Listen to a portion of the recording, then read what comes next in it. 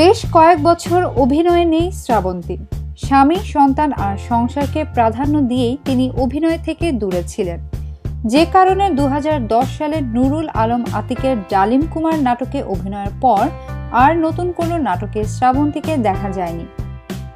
এতদিন দর্শক এবং নির্মাতারা আশায় ছিলেন শ্রাবন্তী অভিনয়ে হয়তো ফিরবেন, কিন্তু সেই আশাতেও গুড়ে বালি এখন। কারণ শ্রাবন্তী ও তার স্বামী খোরশেদ আলম ইমিগ্রেন্ট নিয়ে আমেরিকায় স্থায়ী হতে যাচ্ছেন। সঙ্গে শ্রাবন্তীর 2 কন্যা সন্তান রাবিয়া আলম ও আরিশা আলমও যাচ্ছেন।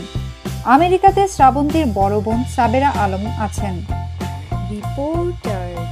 শ্রাবন্তী প্রথম আমেরিকাতে গিয়ে মেরিল্যান্ডে বসবাস করেন, তারপর হয়তো অন্য কোথাও স্থায়ী হবেন, এমনটাই নিশ্চিত করেছেন শ্রাবন্তী। শ্রাবন্তী বলেন, সত্যি বলতে কি, জীবনের অর্ধেকটা সময়ই তো আসলে মিডিয়াতে কাজ করেছি, অভিনয় করেছি, বিজ্ঞাপনের মডেল হিসেবে কাজ করেছি। সুখে দুঃখে মিডিয়ার মানুষদের সঙ্গেই সময় কেটেছে আমার। তাই প্রতি মুহূর্তে এই অঙ্গনটাকে খুব মিস করি এবং করবও, এটা সত্যি। কিন্তু যেহেতু একজন নারীর পরিপূর্ণতা আসে সংসার জীবনে, তাই সেই সংসার জীবনকে গুরুত্ব দিয়ে আমার 2 মেয়ের ভবিষ্যতের কথা চিন্তা করেই আমেরিকায় চলে যাচ্ছি।